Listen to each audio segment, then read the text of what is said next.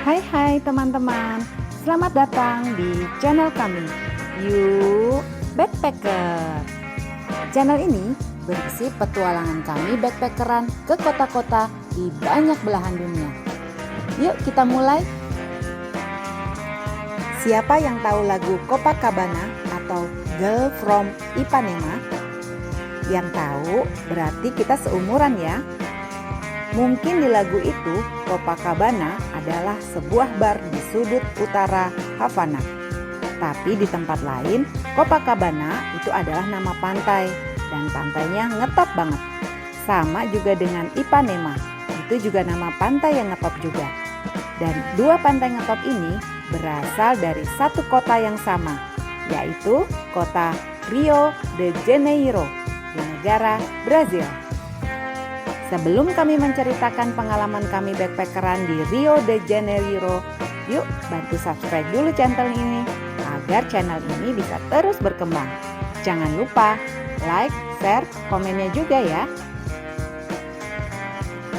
Kota Rio de Janeiro merupakan kota paling padat nomor 2 setelah São Paulo di Brazil.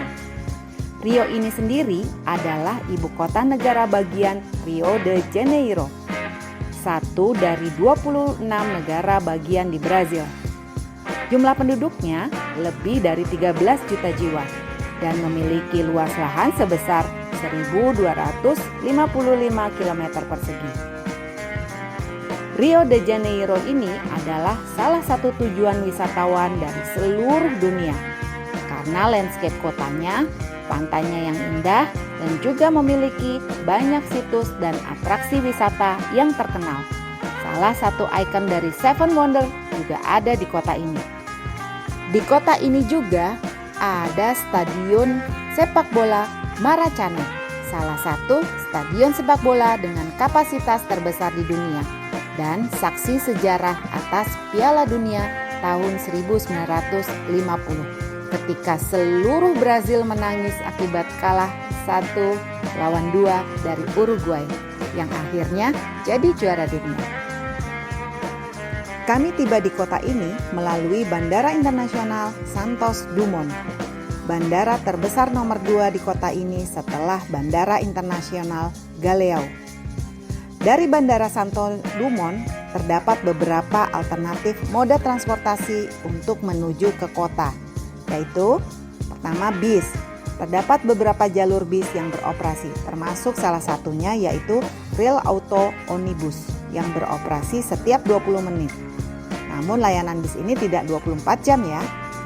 Berikutnya ada kereta FLT atau tram, merupakan sistem tram modern yang saat ini memiliki 3 line.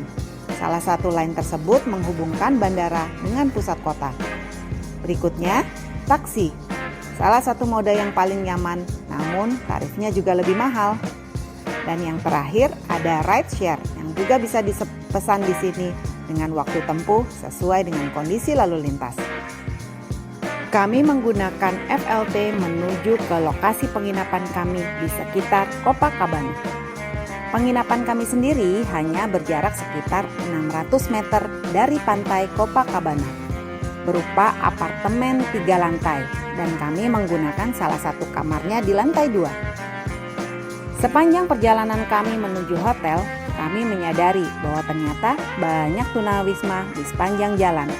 Kami juga memperhatikan bahwa mayoritas rumah di pinggir jalan dilengkapi dengan pagar besi yang tinggi yang merupakan indikasi bahwa keamanan menjadi salah satu isu di kota ini. Jadi kami harus tetap hati-hati dan waspada selama berwisata di sini. Untuk urusan komunikasi memang di sini agak repot ya. Bahasa utama di Rio ataupun Brazil adalah bahasa Portugis. Dan ternyata untuk interaksi menggunakan bahasa Inggris agak sulit karena penduduknya sangat minim yang bisa berbahasa Inggris. Jadi kita sering menggunakan aplikasi translator untuk berkomunikasi di sana. Untuk transportasi umum di Rio terdapat banyak pilihan. Pertama, bis. Bis memiliki jaringan yang sangat luas dan mencakup hampir seluruh kota. Ini merupakan pilihan yang paling murah tetapi pastikan ya kita tahu halte tujuannya. Dan jam-jam sibuk biasanya bis juga sangat penuh dan waktu tempuhnya juga menjadi lama karena terpengaruh dengan kondisi kemacetan lalu lintas. Berikutnya, Metro Rio yang memiliki 2 jalur utama dan menghubungkan pusat kota dengan beberapa area pinggiran kota. Metro adalah cara yang cepat dan efisien untuk bergerak, terutama selama jam sibuk ketika lalu lintas di jalan raya sangat padat. Selanjutnya, BRT, Bus Rapid Transit, adalah sistem bis yang menggunakan jalur khusus untuk mempercepat perjalanan. Ini mirip banget dengan sistem busway Transjakarta. Sistem ini mencakup beberapa jalur utama di kota dan merupakan pilihan transportasi yang cepat dan dapat diandalkan selain metro. Selanjutnya, Rio de Janeiro Light Rail yang dikenal dengan FLT Carioca. FLT ini beroperasi di pusat kota dan menghubungkan area seperti pelabuhan atau bandara internasional dengan pusat kota. Ini adalah salah satu pilihan transportasi favorit untuk menuju ke bandara internasional. Selanjutnya, kereta komuter. Jika ingin mengunjungi kota-kota satelit di sekitar Rio, bisa menggunakan jalur kereta komuter ini. Kira-kira ini mirip dengan KRL di Jabodetabek untuk melayani pengguna jasa yang berpergian dari daerah pinggiran menuju ke pusat kota. Selanjutnya, tram Santa Teresa adalah sistem tram yang cukup ikonik karena nilai historikalnya. Tram ini menghubungkan pusat kota dengan kawasan Santa Teresa yang berbukit dan sangat populer di kalangan wisatawan. Selanjutnya, taksi dan ride sharing yang dapat mengantarkan kita kemana saja dengan biaya dan waktu tempuh sesuai dengan tujuan dan kondisi lalu lintas. Menggunakan aplikasi ride sharing seringkali lebih murah dibandingkan dengan taksi konvensional. Untuk memudahkan penggunaan fasilitas transportasi umum ini, terdapat beberapa kartu transportasi yang dapat digunakan, yaitu Rio Card MAIS. Kartu ini dapat digunakan di mayoritas transportasi umum di Rio, kecuali taksi. Kartunya sendiri bisa diperoleh di stasiun metro, terminal bis, kios-kios, maupun online, dan dapat diisi ulang. Berikutnya, Metro Rio Card. Kartu ini mirip dengan Rio Card MAIS, tapi hanya dapat digunakan di sistem metro saja. Ada pilihan untuk tiket sekali jalan ataupun tiket terusan harian. Berikutnya, BRT Rio Card. Ini juga dapat digunakan di sistem BRT saja. Kami memilih menggunakan Rio Card MAIS karena sangat fleksibel dan dapat digunakan di banyak moda transportasi umum. Berikut beberapa objek wisata yang kami rekomendasikan di Rio de Janeiro. Pertama, Patung Kristus Sang Penebus merupakan objek wisata yang paling ikonik di Rio karena patung ini merupakan salah satu dari Seven Wonder, sehingga patung ini banyak menarik wisatawan dari seluruh dunia untuk berkunjung ke patung yang terletak di puncak gunung Corcovado ini.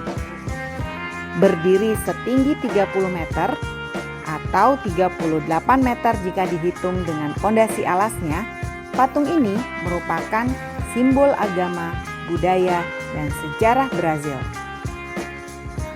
Patung ini dibangun pada tahun 1922 sebagai bagian dari peringatan 100 tahun kemerdekaan Brazil dari Portugal.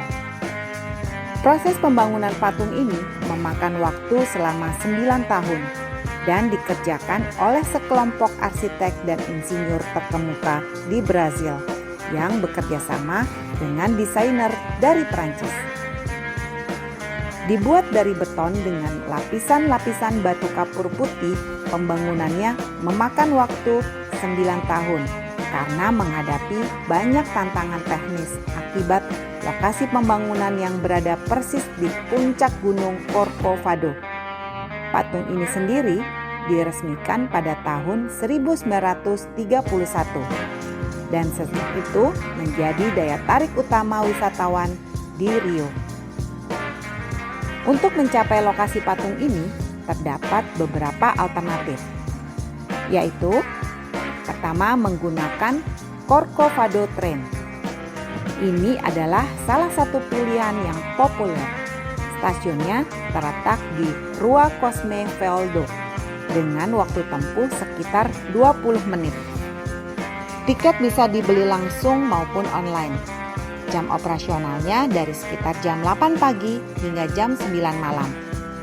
Sebaiknya tiket dibeli secara online karena antrian tiketnya sangat panjang. Untuk menuju ke stasiun ini bisa menggunakan metro ke stasiun Largo do Mercado. Kemudian dilanjutkan dengan berjalan kaki sekitar 30-40 menit. Selanjutnya ada van resmi dari pengelola. Ini berangkat dari beberapa titik di kota termasuk Copacabana, Largo do Mercado, dan Palmeiras. Tiket bisa dibeli langsung di lokasi dan sudah termasuk perjalanan pulang pergi serta tiket masuk ke objek wisata patung ini. Berikutnya, hiking. Perjalanan hiking melalui hutan Tijuca. Lokasinya dimulai dari Parque Lage di dekat Botanical Garden dengan waktu tempuh sekitar 3 jam. Namun kami tidak merekomendasikan ini karena adanya beberapa laporan kejahatan di tengah jalur hiking. Waktu yang tepat untuk mengunjungi patung ini tentu saja pada saat musim panas. Usahakan untuk bisa berkunjung antara pagi hingga siang hari. Karena selain udara yang bisa sangat panas di siang hari, kadang-kadang selepas siang muncul kabut di atas gunung yang bisa menutupi sebagian badan patung tersebut. Kedua, Sugarloaf Mountain. Ini merupakan puncak gunung setinggi 396 meter dengan pemandangan kota dan Teluk Guanabara yang sangat spektakuler. Situs ini merupakan salah satu daftar warisan UNESCO sejak tahun 2012. Sugarloaf Mountain adalah sebuah bukit granit yang menjulang tinggi di atas pelabuhan Rio de Janeiro.